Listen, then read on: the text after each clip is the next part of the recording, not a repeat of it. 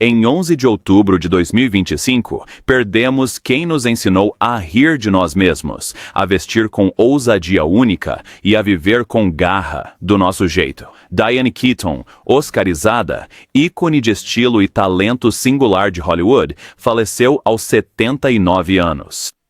A notícia veio em silêncio, como ela talvez quisesse, de sua casa em Brentwood, num sábado de manhã, sob luz suave, antes do mundo notar a perda. Nos dias seguintes, entre homenagens e câmeras focadas no legado, um detalhe surgiu e paralisou a todos. A fortuna que ela deixou, não apenas pelo seu tamanho, estimado em 100 milhões de dólares, mas pelo que representava, porque esse não foi um dinheiro ganho sem correr riscos.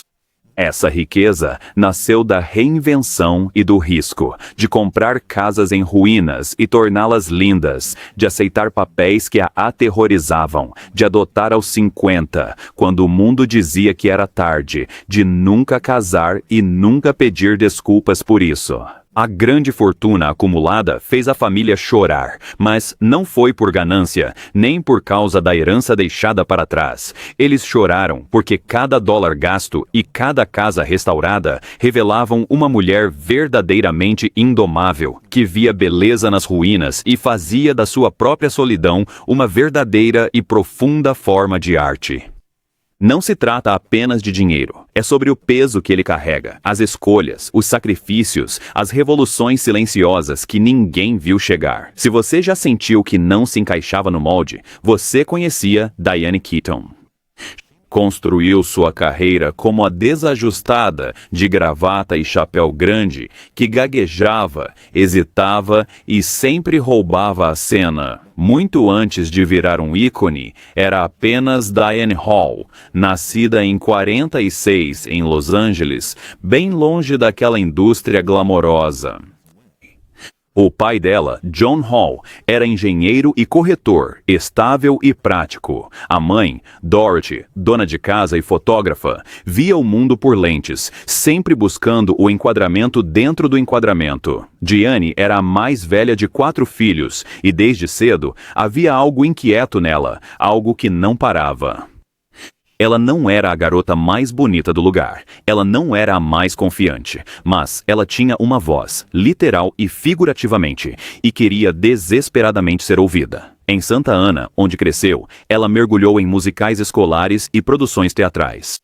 Ela interpretou Blanche Dubois em Um Bonde Chamado Desejo no ensino médio e, mesmo naquela época, já dava para ver o jeito como ela encarnava personagens frágeis, que estavam em busca, que tentavam se manter inteiras em um mundo que as despedaçava. Ela achava que seria cantora. Esse era o sonho. Não filmes, não fama, apenas cantar, subir num palco e deixar sua voz ecoar. Mas as vozes ela aprenderia. Vem de muitas formas. E às vezes a coisa mais verdadeira que você pode dizer nem sequer é cantada, é vivida. Após 1 ano de faculdade, Diane fez uma escolha que mudaria tudo. Largou o curso e se mudou para Manhattan. Aos 22, quase adulta, ela fez as malas e trocou o sol da Califórnia pela crueza e sujeira de Nova York no fim dos anos 60. Matriculou-se no Neighborhood Playhouse, estudando com mestres que viam algo nela, uma centelha, ou teimosia que não se apagava. Mas havia um impasse. O Actors Equity já tinha uma Diane Hall. Então ela fez o que todo artista faz quando o mundo diz que não podem ser quem são. Ela se reinventou, adotou o sobrenome da mãe, Keaton, e o tornou seu. Foi um ato simples, prático, mas também um sinal.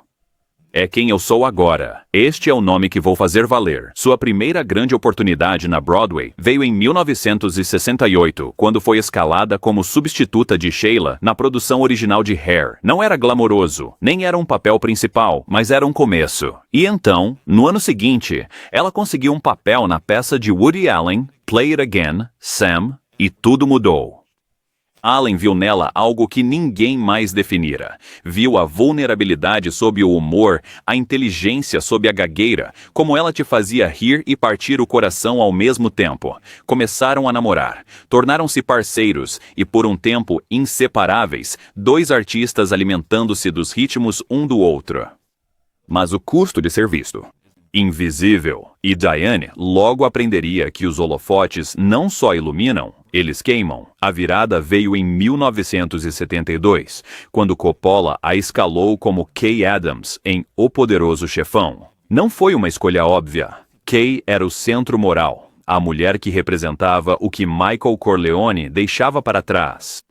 Ela precisava ser básica, diziam, direta, um contraste à escuridão. Mas Coppola enxergava além.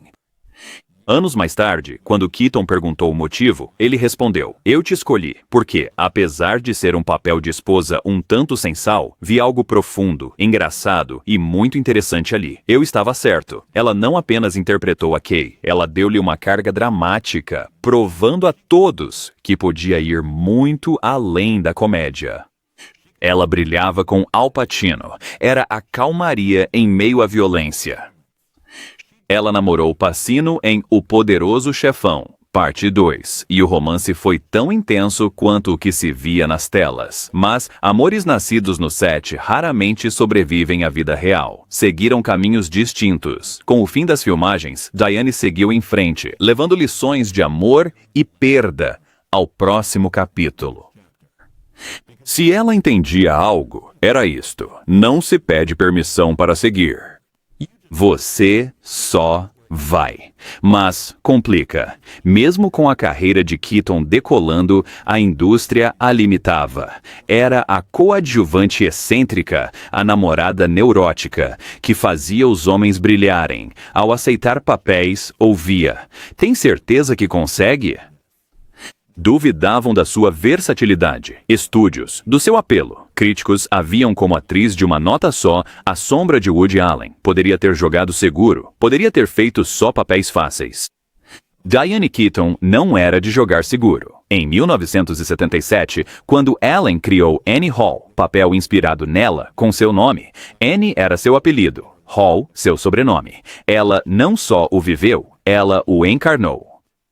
Annie Hall era desajeitada, brilhante e buscava a si mesma. Usava roupas masculinas por se sentir autêntica. Falava e pensava demais. Amava intensamente. O público se via nela. O filme virou fenômeno. Keaton ganhou o Oscar e virou ícone de estilo. Gravatas, coletes, chapéus, tudo isso.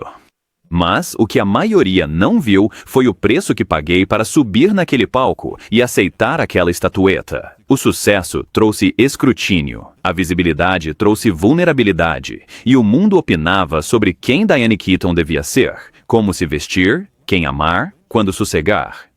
Ela ignorou tudo isso, e isso, mais do que tudo, foi o risco que mudou tudo. Quando os anos 80 chegaram, Diane Keaton já havia se consolidado como atriz dramática em Reds, de Warren Beatty, conquistando mais uma indicação ao Oscar. Ela trabalhou com alguns dos maiores diretores de sua geração.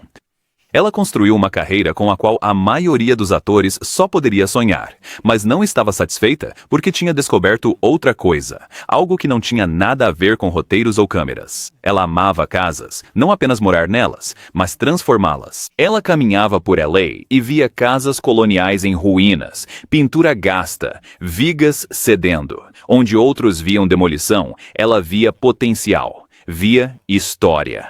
Viu uma história que merecia ser contada. Passou a comprar propriedades, casarões antigos, joias que o tempo esqueceu. Dedicou-se a eles de corpo e alma.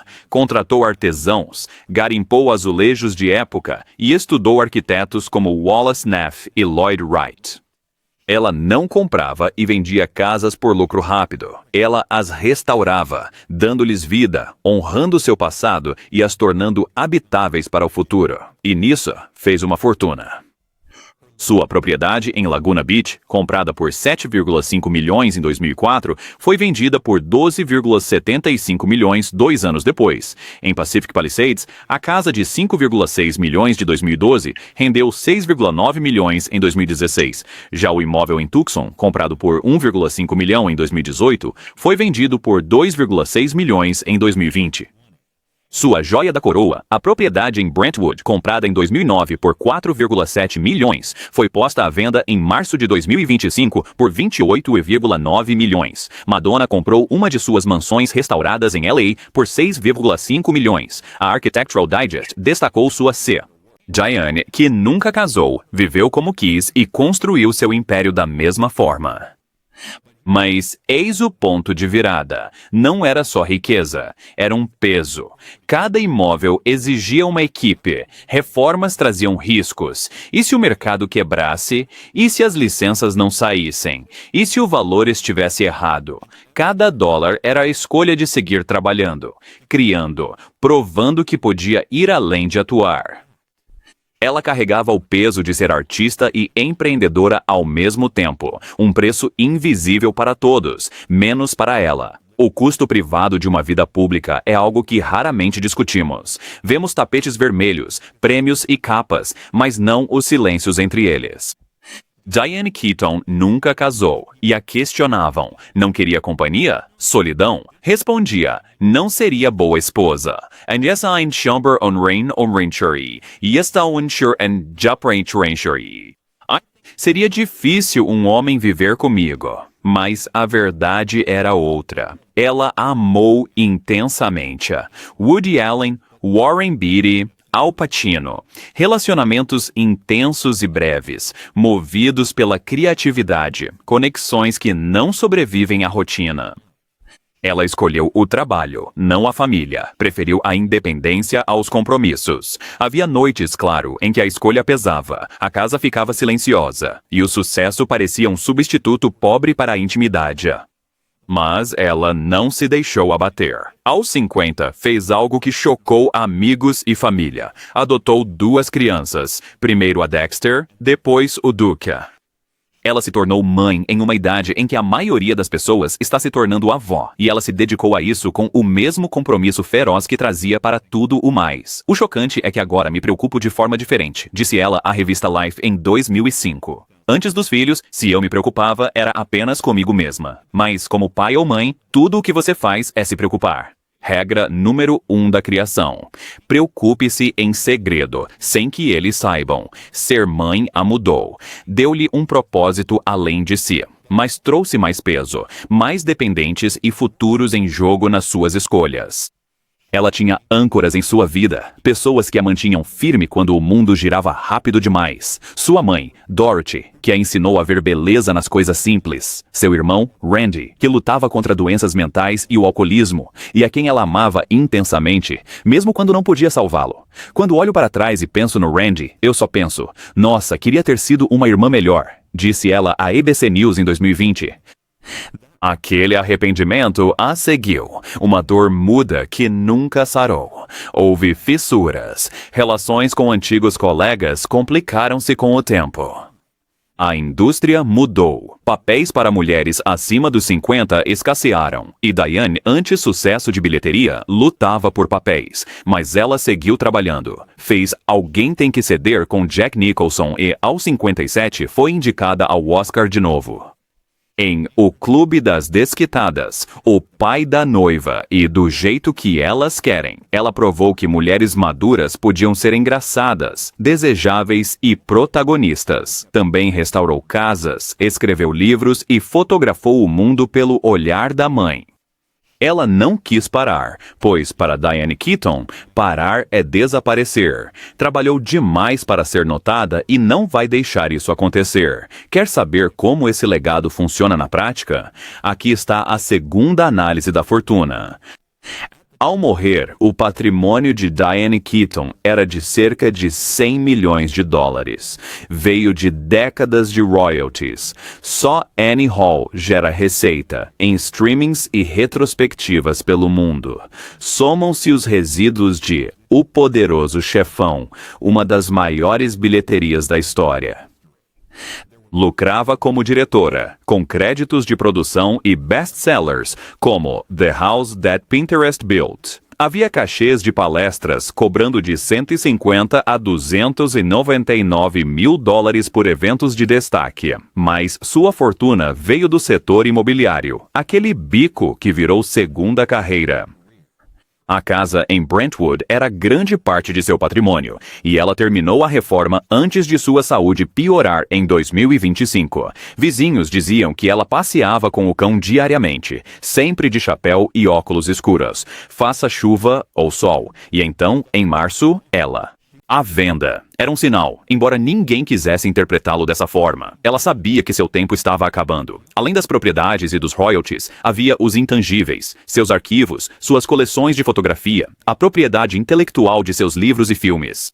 E então, havia as responsabilidades, a equipe que cuidava de suas propriedades, os impostos sobre vários imóveis, os prêmios de seguro, o custo mensal que acompanha uma riqueza dessa magnitude. Isso não era renda passiva, era uma máquina que exigia atenção constante. E, à medida que sua saúde piorava e o fim se aproximava, a questão passou a ser: quem poderia carregar esse peso?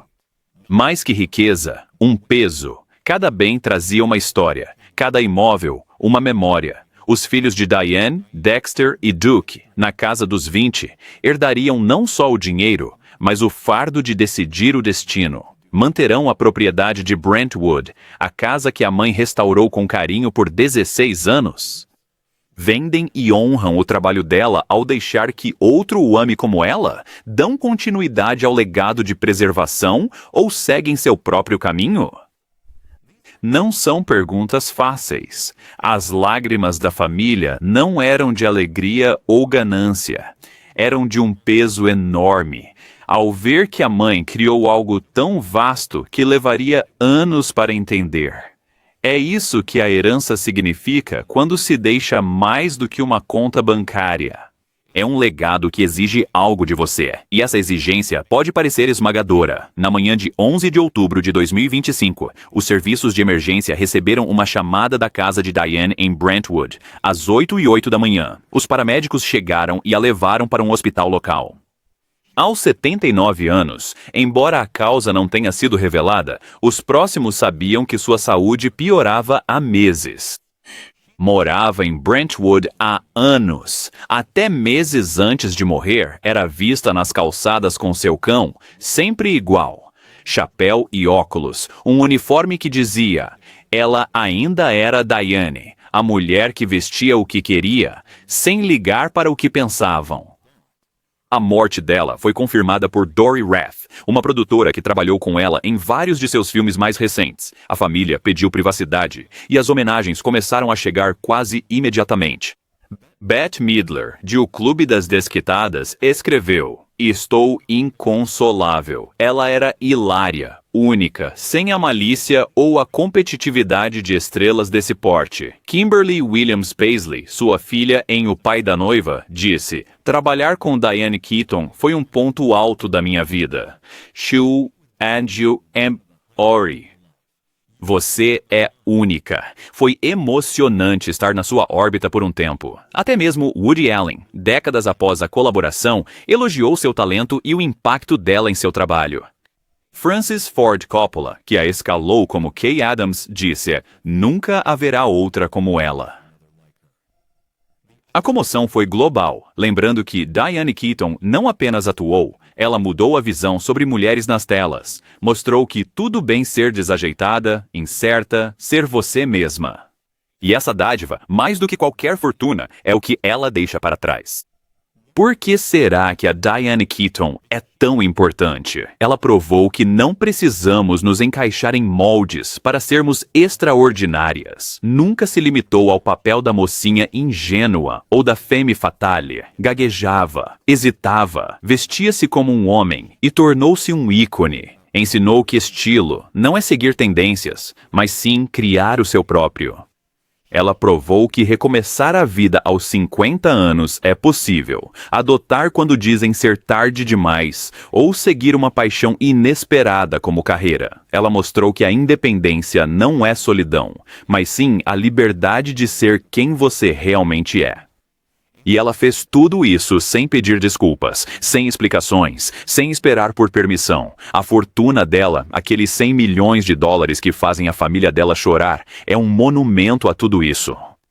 Cada casa colonial espanhola restaurada é um testemunho de sua crença de que coisas belas merecem ser preservadas. Cada residual de filme é um lembrete de que seu trabalho perdura. Cada dólar é a prova de que você pode ser você mesmo, plenamente, sem pedir desculpas, e ainda assim prosperar. A ferida de infância, a sensação de não pertencer, o esforço dobrado para ser ouvida, não a definia. Isso a impulsionava. Isso riscos, dizer sim quando outros teriam dito não, construir algo duradouro a partir dos cacos. E no fim, não é isso que o legado realmente é. Não o dinheiro, não os prêmios, mas a transformação da dor em beleza, a conversão da solidão em conexão, a prova de que você esteve aqui, que você fez a diferença, que você mudou a forma como o mundo via as coisas. Diane Keaton viveu uma vida de criatividade incessante e coragem silenciosa. Nunca casou, mas amou profundamente. Nunca seguiu regras, construindo uma carreira de 6 décadas. Adotou filhos aos 50, sendo mãe quando o mundo dizia que a oportunidade passara. Transformou a paixão pela arquitetura num império multimilionário. Fez-nos rir, fez-nos chorar. Ela nos fez acreditar que estava tudo bem ser diferente, ter incertezas, estar em busca de algo que não conseguíamos definir. E agora, enquanto seus filhos lidam com a fortuna que ela deixou, as propriedades, os royalties e o peso de carregar seu legado adiante, somos lembrados de que a maior herança não é a riqueza. É o exemplo de uma vida vivida nos próprios termos. É poder ser você mesmo, mesmo quando o mundo quer que você mude. É a coragem de recomeçar, arriscar e criar beleza das ruínas. Se Diane Keaton te ajudou em fases difíceis, se você se viu no charme de Annie Hall, ou achou conforto na sua autenticidade, ou se inspirou na sua reinvenção tardia, deixe uma homenagem abaixo. Até uma única curtida é um sussurro de gratidão, dizendo: você fez a diferença, mudou a forma como eu via o mundo e não vamos esquecer. Descanse em paz, Diane. Você nos ensinou a viver e deixou algo mais valioso que dinheiro. Você deixou permissão e isso é a maior fortuna de todas.